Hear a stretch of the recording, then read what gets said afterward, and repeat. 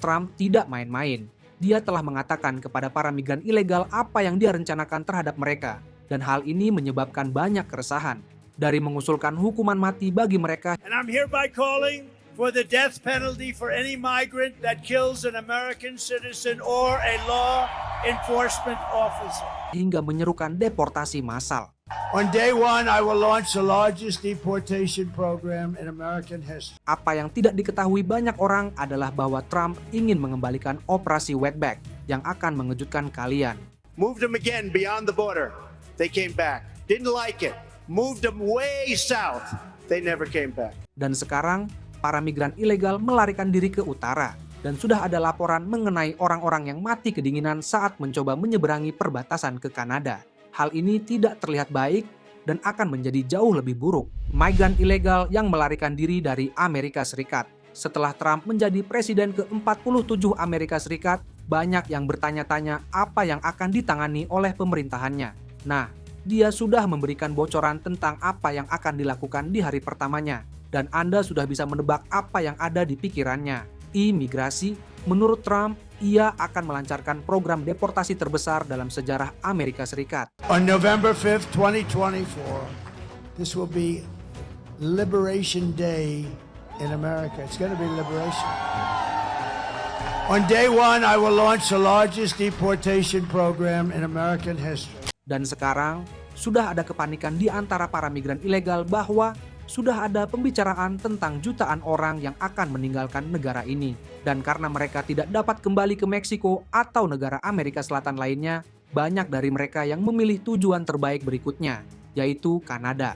Seiring dengan terpilihnya Donald Trump sebagai Presiden Amerika Serikat, pihak berwenang Kanada dan kelompok-kelompok bantuan dengan cepat memobilisasi untuk mengatasi potensi lonjakan pencari perlindungan yang melarikan diri ke utara.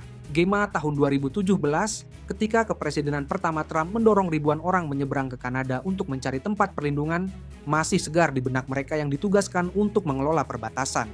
Dengan banyaknya orang yang melintasi perbatasan di berbagai titik, ada kekhawatiran bahwa kebijakan Trump akan menyebabkan perbatasan Kanada dibanjiri oleh para migran dan membebani sumber daya dan kemampuan petugas patroli perbatasan. Tantangannya sangat besar karena petugas mungkin harus menempuh jarak yang sangat jauh untuk mencegat dan memproses para pencari suaka. Roxham Road, titik penyeberangan tidak resmi yang terkenal dari negara bagian New York ke Quebec, mengalami krisis selama masa jabatan pertama Trump. Namun, perjanjian bilateral antara Amerika Serikat dan Kanada sekarang mengamanatkan bahwa pencari suaka yang mencoba melintasi perbatasan sepanjang 4.000 mil, kecuali di tempat penyeberangan resmi, akan dipulangkan kecuali jika mereka memenuhi pengecualian tertentu. Hal ini memaksa banyak orang untuk menggunakan penyeberangan rahasia yang berbahaya. Namun, ketika polisi Kanada bersiap menghadapi krisis di perbatasan, mereka tidak sendirian dalam persiapannya. Kelompok-kelompok bantuan migran di seluruh negeri juga bersiap-siap menghadapi arus masuk yang diantisipasi. Organisasi-organisasi ini diharapkan memainkan peran penting dalam memberikan dukungan dan sumber daya kepada para pencari suaka, yang banyak diantaranya tiba dengan hanya membawa sedikit pakaian di dalam tas mereka. Pusat pengungsi di Montreal saat ini menekankan pentingnya menciptakan jalur yang sah bagi para pencari suaka dan memperingatkan bahwa tanpa jalur tersebut, orang-orang akan terus mempertaruhkan nyawa mereka untuk mencari keselamatan. Organisasi lain seperti Pusat Pengungsi FCJ di Toronto telah menyaksikan dampak dari terpilihnya Trump. Pusat ini melayani puluhan pencari suaka baru setiap minggunya, menyediakan layanan penting seperti bantuan hukum, dukungan perumahan, dan akses ke layanan kesehatan. Organisasi ini telah memperingatkan pemerintah Kanada tentang tantangan yang ada di depan, terutama saat musim dingin semakin dekat. Musim dingin yang keras di Kanada menimbulkan risiko yang signifikan bagi mereka yang mencoba melintasi perbatasan, seperti yang ditunjukkan secara tragis oleh kematian. Satu keluarga beranggotakan 4 orang yang membeku di dekat Emerson, Manitoba, tahun 2022. Keluarga muda dari Faisha Liben, 37 tahun, Jack Dish, 39 tahun, putri mereka, Vihangi, 11 tahun, dan putra mereka, Darmik, 3 tahun, ditemukan tergeletak bersama dalam keadaan membeku di sebuah ladang kosong di tanggal 19 Januari. Mereka telah meninggal 12 meter dari perbatasan Amerika Serikat. Harsh Kumar Ramanlal Patel, seorang pria berusia 28 tahun dari India, muncul sebagai tokoh sentral dalam kisah tragis ini. Dikenal dengan nama alias Dirty Harry, Patel diduga merupakan bagian dari jaringan perdagangan manusia yang beroperasi dari Gujarat, India. Jaringan ini mengkhususkan diri dalam menyelundupkan warga negara India ke Kanada dengan kedok visa pelajar, dengan tujuan akhir menuju Amerika Serikat. Keterlibatan Patel dalam operasi terlarang ini terungkap ketika ia ditangkap di Chicago dengan surat perintah yang sebelumnya disegel. Penangkapannya mengungkap sejarah penolakan visa karena ia telah ditolak masuk ke Amerika Serikat setidaknya sebanyak 5 kali. Stephen Shan, seorang pria berusia 49 tahun dari Deltona, Florida, direkrut oleh Patel untuk mengangkut orang-orang ini dari perbatasan Kanada ke Chicago. Shan, yang bertemu dengan Patel di sebuah tempat perjudian di Florida, awalnya menolak tawaran Patel untuk menjemput para migran yang melintasi perbatasan Amerika Serikat Kanada di New York. Namun, dia kemudian setuju untuk mengangkut orang lain di Minnesota. Peran Shan adalah mengemudikan mobil van sewaan berkapasitas 15 penumpang, melakukan beberapa perjalanan pada bulan Desember 2021 dan Januari 2022. Dia mendapat kompensasi sekitar $25.000 untuk jasanya. Insiden tragis itu terjadi di tanggal 19 Januari 2022 ketika mobil van yang dikemudikan Shan dihentikan oleh patroli perbatasan Amerika Serikat di sebelah selatan perbatasan Kanada di Minnesota. Di dalamnya terdapat 2 orang warga negara India dari Gujarat, sementara 5 orang lainnya ditemukan sedang berjalan di dekatnya dalam suhu di bawah 0 derajat Celcius. Kelompok tersebut telah berjalan kaki selama lebih dari 11 jam, menahan suhu yang sangat dingin. Di antara mereka terdapat seorang pria yang telah membayar $87.000 untuk diselundupkan ke Amerika Serikat. Dia membawa sebuah ransel berisi pakaian anak-anak dan popok yang ditujukan untuk sebuah keluarga beranggotakan 4 orang yang terpisah dari kelompoknya pada malam hari. Tragisnya, keluarga ini kemudian ditemukan dalam keadaan membeku hingga tewas oleh Royal Canadian Mounted Police hanya 33 meter dari perbatasan dekat Emerson, Manitoba. Dan kini, pihak berwenang Kanada sedang mempertimbangkan berbagai langkah untuk meningkatkan keamanan perbatasan dan sistem dukungan bagi para pencari suaka. Hal ini termasuk mengerahkan petugas tambahan, meningkatkan patroli, dan meningkatkan kemampuan pengawasan. Ada juga fokus pada perluasan infrastruktur, seperti membangun tempat penampungan sementara dan pusat pemrosesan, untuk mengakomodasi arus masuk yang diharapkan. Menteri Imigrasi Mark Miller telah meyakinkan publik bahwa pemerintah memiliki rencana untuk mengelola situasi ini. Meskipun rinciannya masih dirahasiakan, kantor Miller telah menyatakan bahwa pendekatan apapun yang diambil akan memprioritaskan kepentingan terbaik bagi Kanada dan penduduknya. Namun kini Trump telah mengancam para migran ilegal dengan lebih dari sekedar deportasi karena beberapa dari mereka bahkan mungkin akan menghadapi hukuman mata. Selama masa kampanye, Trump menyatakan bahwa setiap migran ilegal yang membunuh warga negara Amerika Serikat atau petugas penegak hukum akan dijatuhi hukuman mati. Ini bukan satu-satunya janji liar yang dibuat Trump terkait perbatasan, karena dia juga berjanji untuk mengirim pasukan khusus ke Meksiko untuk menghabisi para kartel dan pemimpinnya. Rencana Trump untuk menangani kartel narkoba Meksiko, seperti yang dirinci oleh situs webnya, meliputi mengerahkan semua aset militer yang diperlukan, termasuk Angkatan Laut Amerika Serikat, untuk memberlakukan embargo Angkatan Laut secara penuh terhadap kartel-kartel tersebut, untuk memastikan bahwa mereka tidak dapat menggunakan perairan negara tersebut untuk menyelundupkan obat-obatan terlarang ke Amerika Serikat, dan juga memerintahkan Departemen Pertahanan untuk menggunakan pasukan khusus, perang siber, serta tindakan-tindakan terselubung dan terang-terangan lainnya untuk memberikan kerusakan maksimum pada infrastruktur, dan operasi para pemimpin kartel. Kedua rencana ini menunjukkan kebohongan dalam kampanye Trump, yang sebenarnya tidak terlalu mengejutkan. Trump juga akan menunjuk kartel-kartel narkoba utama sebagai organisasi teroris asing, dan dengan membingkai kartel-kartel tersebut sebagai ancaman langsung terhadap keamanan nasional, ia mungkin dibenarkan untuk menggunakan kekuatan militer di Meksiko. Namun, strategi yang tampaknya telah menarik hati para pendukungnya adalah menjatuhkan hukuman mati kepada penyelundup dan pengedar narkoba. Tidak ada satupun migran yang ingin terjebak dalam baku tembak antara kartel dan militer Amerika Serikat, dan karena itulah mereka menuju ke utara. Strategi ini membuat para penyelundup dan penyelundup gemetar, sementara yang lain telah meninggalkan misi mereka sama sekali. Meskipun mereka adalah para migran ilegal yang bekerja keras dan tinggal di Amerika Serikat, beberapa oknum telah mencoreng reputasi komunitas ini. Mulai dari membunuh mahasiswa hingga membunuh ibu-ibu, beberapa warga Amerika sudah muak dengan situasi ini dan berharap Trump dapat menindak mereka dengan tegas. migran ilegal yang menyebabkan kekacauan di Amerika Serikat. Salah satu insiden paling mengejutkan di tahun 2024 yang mungkin membuat Donald Trump lebih populer, dan turunnya elektabilitas Biden terjadi di Georgia. Donald Trump bahkan menggunakan insiden tersebut untuk menggalang dukungan atas sikap kerasnya terhadap imigrasi ilegal. Jadi apa yang sebenarnya terjadi di Georgia? Hari itu adalah Kamis pagi yang cerah di Athena, Georgia, ketika Laken Riley, seorang mahasiswa keperawatan yang cerdas dan ambisius, berangkat untuk jogging seperti biasa di kampus Universitas Georgia.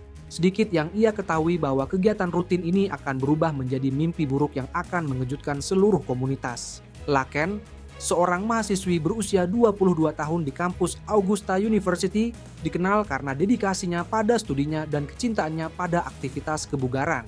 Dia memiliki sekelompok teman yang akrab dan masa depan yang menjanjikan. Namun pada hari yang menentukan itu, hidupnya akan berubah menjadi tragis. Saat Laken berjalan-jalan di kampus yang indah, dia sama sekali tidak menyadari bahaya yang mengintai di dekatnya. Saat jogging rutin inilah ia bertemu dengan Jose Ibarra, seorang pria yang selamanya akan mengubah jalan hidupnya. Jose Ibarra, seorang warga negara Venezuela berusia 26 tahun yang memasuki Amerika Serikat secara ilegal, telah mengamati Laken dari kejauhan. Pihak berwenang percaya bahwa dia tidak memiliki hubungan sebelumnya dengan Laken, membuat kejahatan ini semakin mengejutkan. Ketika Laken melanjutkan joggingnya, menikmati udara segar dan keindahan kampus, dia tidak tahu bahwa dia sedang diawasi. Jose Ibarra, yang didorong oleh motif yang gelap dan jahat, mengikuti setiap gerak-geriknya, menunggu kesempatan yang sempurna untuk menyerang.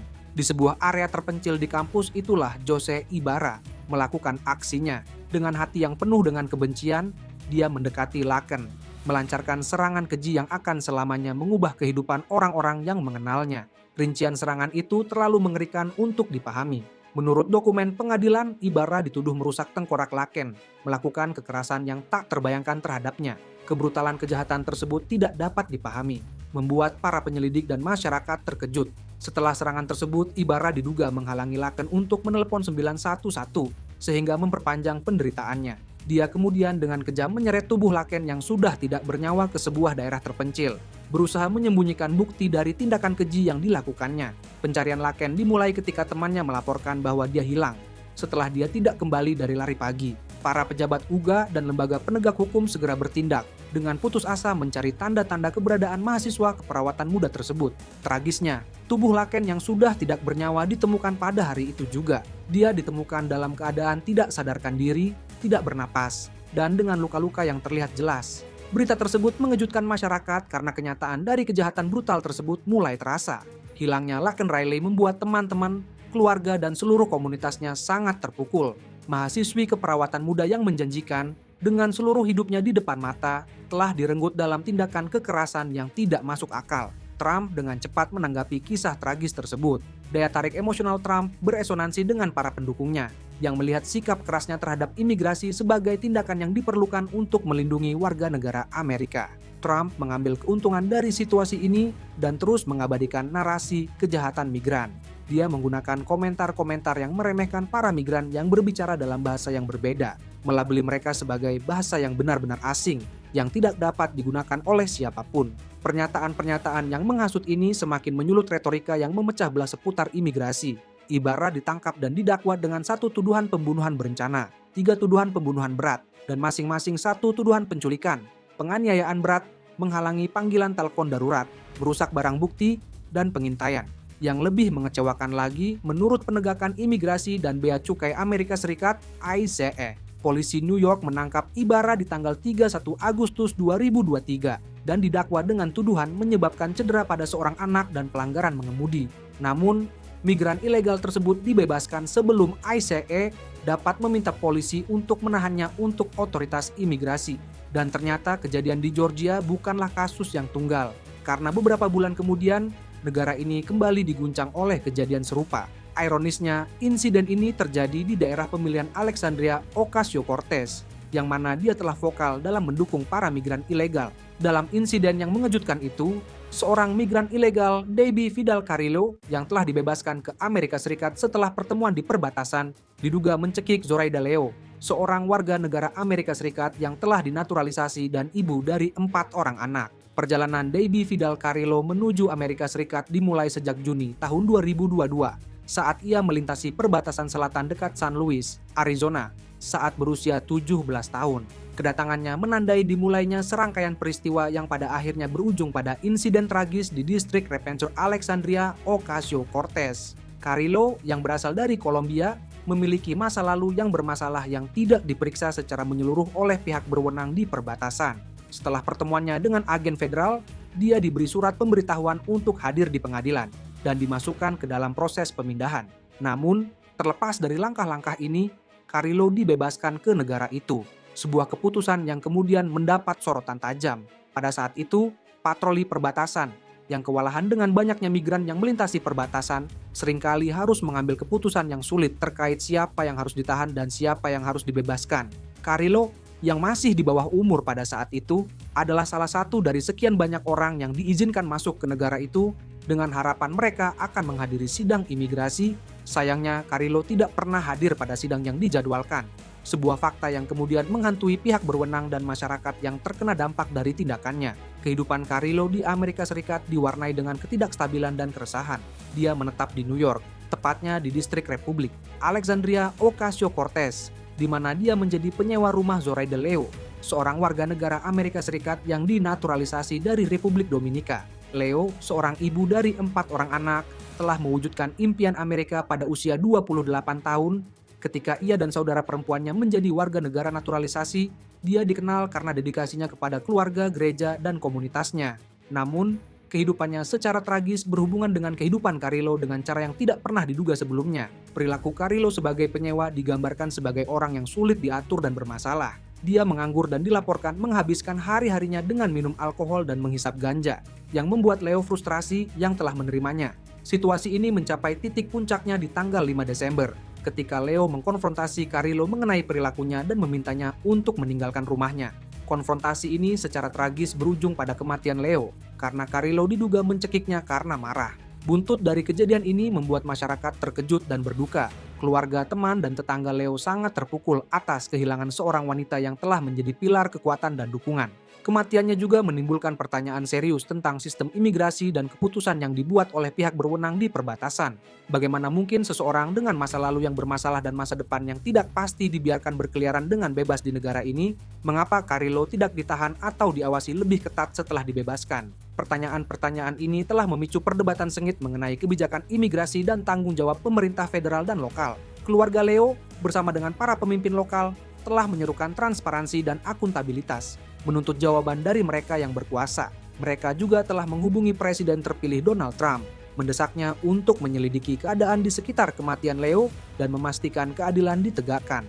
Trump mungkin akan melakukan hal tersebut dan masih jauh lebih banyak lagi, karena rencana baru Presiden terpilih ini sangat mirip dengan salah satu rencana imigrasi paling brutal dalam sejarah Amerika Serikat yang dikenal dengan nama Operasi Wetback. Jadi, apa yang sebenarnya terjadi selama operasi ini dan mengapa hal ini menimbulkan ketakutan di antara para imigran ilegal? Operasi Wetback. Trump selalu menjadi penggemar Operasi Wetback, bahkan saat pertama kali mencalonkan diri sebagai presiden. Moved 1.5 million illegal immigrants out of this country.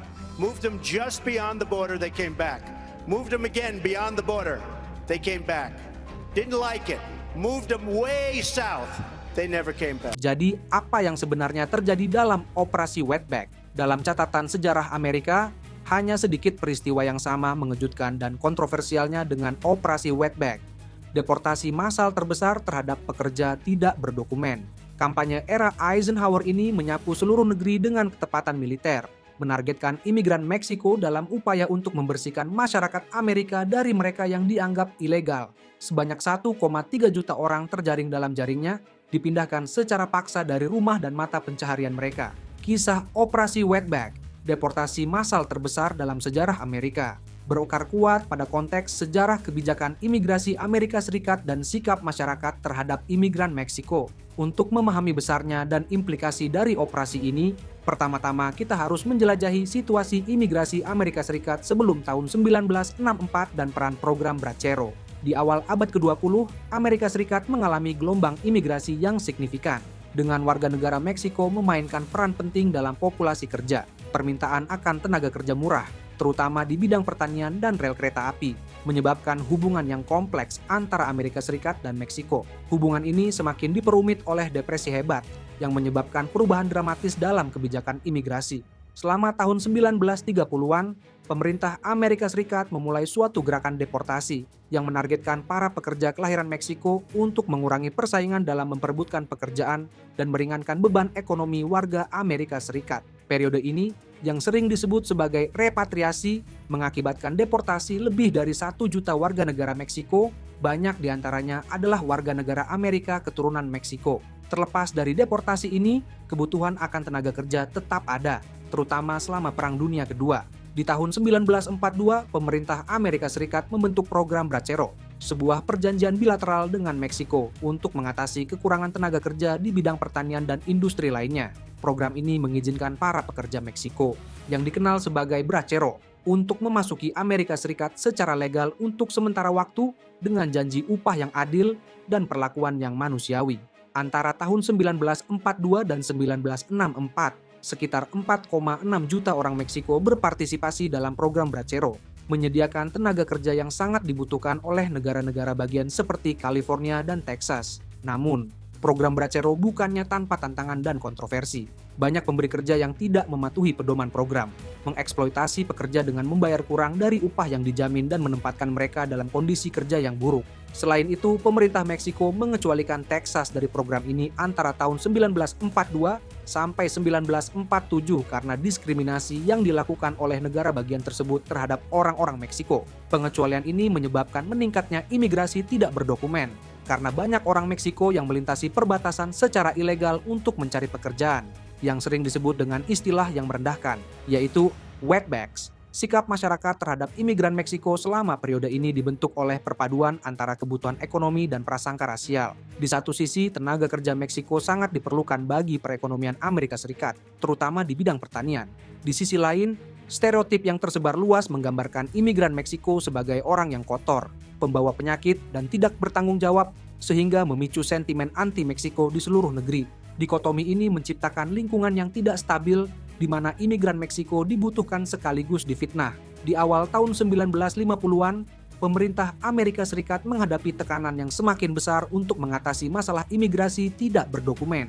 Program Bracero, meskipun memberikan jalan legal bagi para pekerja Meksiko, tidak cukup untuk mengekang masuknya imigran tidak berdokumen. Para petani di Texas Selatan khususnya menolak untuk berpartisipasi dalam program ini dan memilih untuk mempekerjakan pekerja tidak berdokumen dengan upah yang lebih rendah. Praktik ini membuat frustrasi para pejabat seperti Harlon B. Carter, kepala patroli perbatasan, yang memandang meningkatnya jumlah imigran Meksiko sebagai ancaman bagi masyarakat Amerika.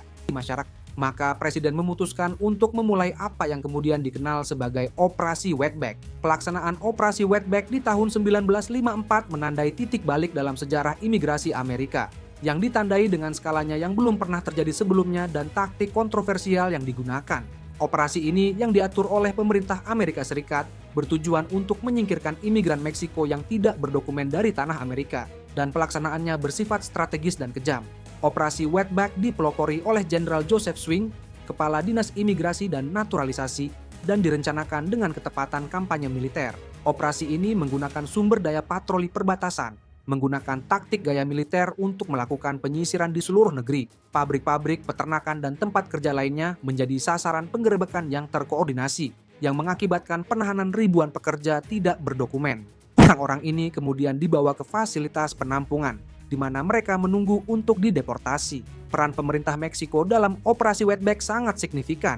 Berusaha untuk mengurangi kekurangan tenaga kerja di dalam perbatasannya sendiri, pemerintah Meksiko berkolaborasi dengan Amerika Serikat untuk memfasilitasi pemulangan warga negara Meksiko. Kerjasama ini sangat penting bagi keberhasilan operasi tersebut, karena memungkinkan deportasi individu yang melintasi perbatasan dengan cepat dan berskala besar. Taktik yang digunakan selama Operasi Wetback seringkali brutal dan tidak berperi kemanusiaan. Puluhan ribu imigran secara paksa ditempatkan di bus, kapal, dan pesawat, diangkut ke daerah-daerah asing di Meksiko, di mana mereka berjuang untuk membangun kembali kehidupan mereka. Di Chicago, 3 pesawat dalam seminggu diisi dengan imigran dan diterbangkan ke Meksiko. Di Texas, 25% dari seluruh imigran yang dideportasi dijejalkan ke dalam kapal, yang kemudian diibaratkan sebagai kapal budak karena kondisinya yang tidak manusiawi.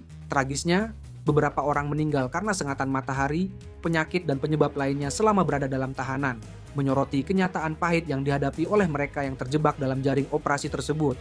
Pengalaman mereka yang dideportasi selama operasi wetback ditandai dengan kebingungan, ketakutan, dan kehilangan. Banyak orang direnggut dari rumah dan pekerjaan mereka tanpa peringatan, meninggalkan keluarga dan komunitas. Mereka yang dideportasi, yang seringkali mengalami disorientasi dan tidak terbiasa dengan lingkungan baru mereka, menghadapi tantangan yang signifikan dalam membangun kembali kehidupan mereka di Meksiko. Dampak operasi ini diperparah dengan fakta bahwa banyak orang yang dideportasi adalah warga negara Amerika Serikat atau memiliki status hukum di Amerika Serikat yang menggarisbawahi sifat penggerebekan yang tidak pandang bulu. Pelaksanaan operasi ini bukannya tanpa kontroversi. Para sejarawan telah mendokumentasikan negosiasi di balik layar dan kesepakatan yang terjadi selama operasi wetback, yang banyak diantaranya tidak dipublikasikan pada saat itu. Para pejabat imigrasi mengancam para pengusaha di Texas Selatan, yang beberapa diantaranya terpaksa menyewa penjaga bersenjata untuk menangkis petugas patroli perbatasan, dengan meningkatkan penggerebekan. Sebagai imbalan atas kepatuhan mereka, para majikan ini ditawari versi yang lebih ringan dari program Bracero, yang memungkinkan mereka untuk mendapatkan surat-surat untuk para pekerjanya, tanpa harus memenuhi persyaratan yang ketat dari program tersebut. Akibatnya, jumlah imigran dalam program Bracero meningkat karena pekerja tidak berdokumen dideportasi. Operasi wetback dicirikan oleh pelanggaran hukum dan kesewenang-wenangannya, yang mengakibatkan pelanggaran hak-hak masyarakat dalam skala besar. Ketergantungan operasi ini pada stereotip rasial dan xenofobia semakin memicu sentimen anti-Meksiko di Amerika Serikat yang meninggalkan dampak jangka panjang pada kebijakan imigrasi dan sikap masyarakat. Dan itulah yang kita lihat sedang coba dilakukan oleh Trump. Akankah dia berhasil? Atau akankah para migran ilegal melarikan diri ke Kanada? Hanya waktu yang akan menjawabnya. Sementara itu, untuk video-video yang lebih menarik seperti ini, klik pada tautan yang muncul di layar Anda dan sampai jumpa di video berikutnya.